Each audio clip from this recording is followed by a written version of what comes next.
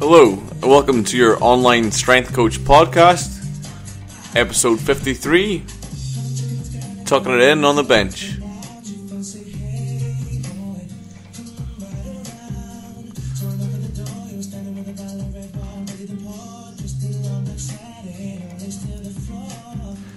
Hello, and welcome to episode 53 of your online strength coach podcast. I'm Mark.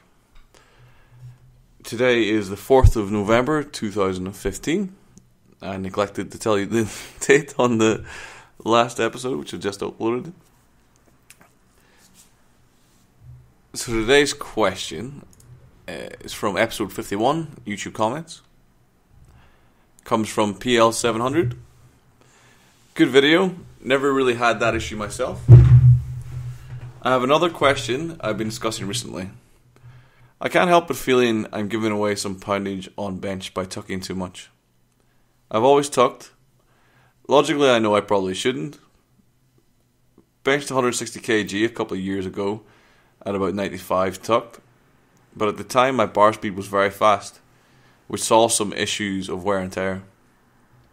Benched 170 at 100 before that, but I was so fat and the bottom range didn't really count low. Did low. So my benching isn't too shabby tucked.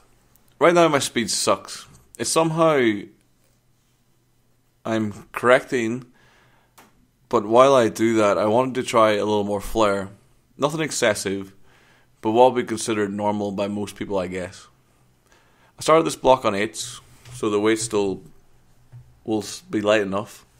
Any tips on getting used to this? Any comments on flared versus tucked? Yeah, so elbow position on bench. Tucked elbow position, or that kind of really tucked in elbow position where you're starting with like a wide grip, and from that wide grip you're really driving the elbows in by your side pretty much. You're not, the elbows aren't coming in under the bar. Your elbow travel isn't dictated by the path of the bar. The path of the bar is instead dictated by your elbow travel because you're tucking in so much. So you end up with more of, not a J, but you get more of a, if you video a bench from the side, you should see a diagonal pattern. Where you'll end up, if you tuck, you might end up with a bit of more of a J pattern, or a bit more of like a longer, or a diagonal line with a larger horizontal footprint. You'll basically be taking the bar through a longer bar path, or you'll be taking it through more space. You'll be taking it through more speedy 3D space, or you'll be covering more range of motion when you tuck. Now, the reason that you would tuck would be if you bench in single ply equipment and you use something like, it's probably an old shirt, I haven't used bench shirts in a long time, but if you were to use a Super Katana, for example, by Titan Supply Systems, Super Katana had a fairly wide start, but as you initiated the bench press, you would have to roll down into your sternum. Like, you need a really high arch ideally, but if you didn't have a high arch, you would need to row into the bottom of the sternum, which is great when you use a Super Katana because you can pull into a massive amount of support at the bottom, get a huge pop off the bottom, and you don't have to worry about how the bar's getting off your chest because the shirt's taking care of it. So you just need to be worried about how strong your lockout is, and so you do loads of board presses and whatnot to work on that. Now, if you bench without a shirt, this is obviously not the case. We don't wear a Super Katana as a t-shirt. If you do, then you're a fucking sadist. What you should do, if you're wondering on how you should bench press, ideally, without supportive equipment or without a bench shirt, you should watch how IPC powerlifters, that is the Paralympic bench pressers as they're commonly known, the guys who basically compete on the Paralympic bench, where they bench with their feet up, how they bench press, how they move their elbows, how they move their shoulders. Not necessarily how they arch so much, obviously, because I can't get so much of an arch for obvious reasons. How they move is how you should move as a raw bencher. That is the ideal. Now, obviously, where you put the bar, or sorry, put your grip, where you touch with the bar. All these things are all down to your own proportions, your own body shape. They are something that if you work with a coach, you can get right. But if you don't have a coach, they can be difficult things to find out. So what I would say as a general sort of theme is, you should start with the bar over your shoulders when you begin. You should have a good arch, but not a massive arch. You should have your wrists and your elbows under the bar the entire time during the lift. You should touch about nipple line for most people. Some people will touch lower, some people will touch higher. This depends on how you're built. There's no real easy way of discussing the common landmarks I would look for when I look at where you should touch. But normally, when you look at it, you can see that you're getting a good drive, not just from the elbows, lats, but also the shoulders and the chest. You can act on the bar efficiently with all of the muscle groups that can be involved in bench press. Now,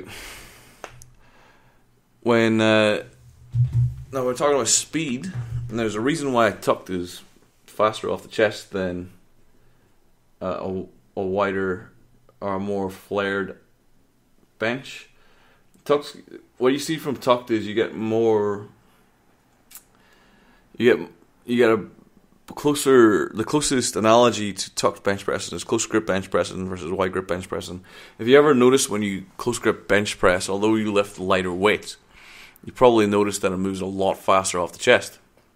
The reason it moves a lot faster off the chest is there's actually a larger stretch of the pectoral, because the elbow moves past the horizontal of the body more than it does in a normal bench press, and that movement of the elbow, and as with the elbow obviously comes a humerus. As the humerus moves down or moves more distal from your body, or your body on a horizontal plane, or as your elbow moves further down towards the floor, you get a larger stretch in the pec, which means as a result you are much faster off the chest because you have more of an eccentric load, or the muscle, the pectoral muscles of the shoulders also have a larger eccentric position from which to act.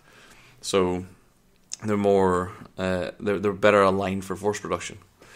So you get really quick off a chest, but then you'll find where you miss a bench press, or when you miss a close grip bench press, you'll always miss it high. You don't miss close grip bench press to the chest. That's because when you pass that kind of pocket of speed, or you pass that position of biomechanical efficiency, is probably a better way of putting it, you hit the sticking point, or the weakest part of the movement, which is when you come from chest up. It's when the stretch on the chest is gone. The elbows are now past parallel. Elbows are now, you're pretty much at lockout, maybe 4 inches from lockout, and then it's pretty much just on the triceps. It's on the triceps, but without a lot of support, because I have a narrow elbow position. When I get up and I get to the point where my sticking point is, I have little to no stretch on the pec anymore. My lats do have little room to act. My shoulders have little room to act. It's basically just your triceps left to finish the movement. And although your triceps are a strong muscle group, they're not as strong as the pec, the shoulders, and the lats, and the triceps all working together, which is what you get at the bottom. Although you think that last 4 range of movements quite an advantageous position for your triceps because they have a small joint angle. Just the way the dynamics of the movements work, or where you get into that position, that's typically where you're going to miss, is that top third or that top quarter of the movement. And that's because you've only pretty much one muscle group left acting on the bar. So when you take a more tucked position, or you take a tucked bench press, you're essentially doing the exact same thing. You're starting from a reasonable position, and then as you come closer with the elbows and get down to touch the chest, if you don't have a massive arch, then you're coming from a position of strength there off the chest. But then as you move up to lockout, you lose that strength.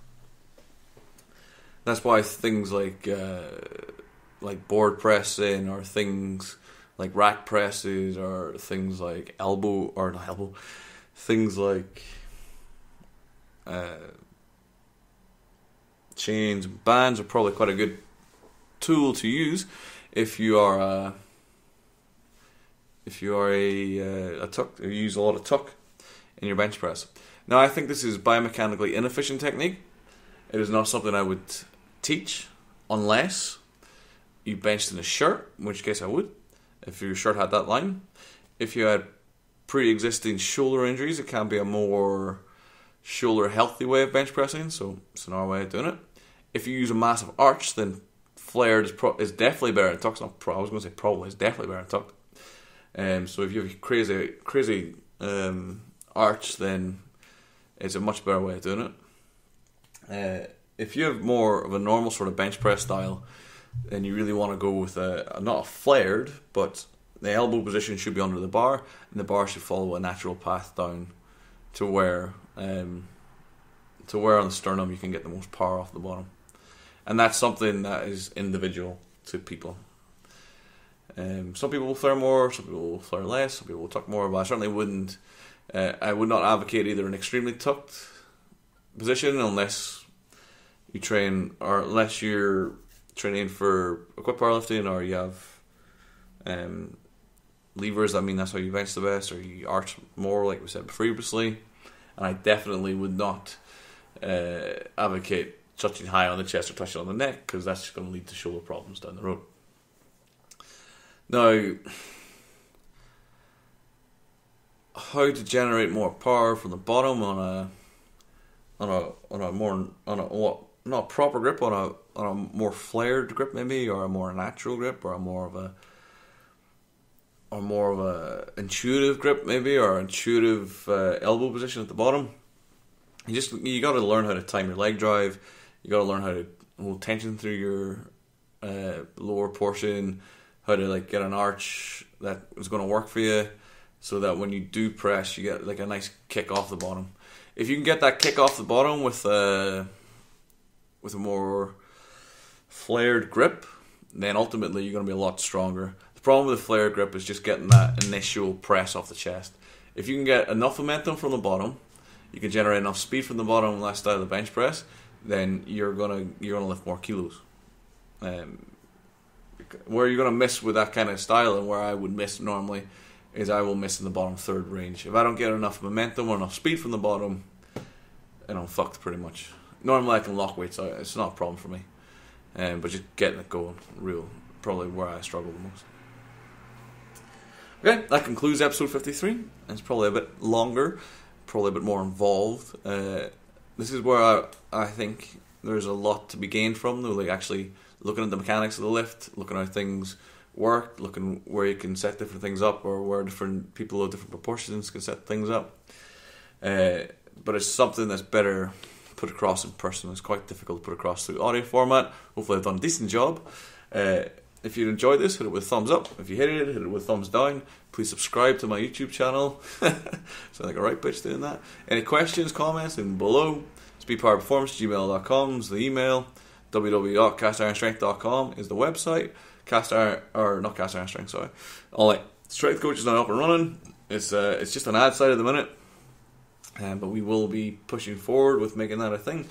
I'm looking to hopefully get the bones of that done at the end of this week. Okay, thank you very much for listening. This is Mark of Your Online Strength Coach Podcast, signing off. Until next time, goodbye. Some more Craig David, so smooth.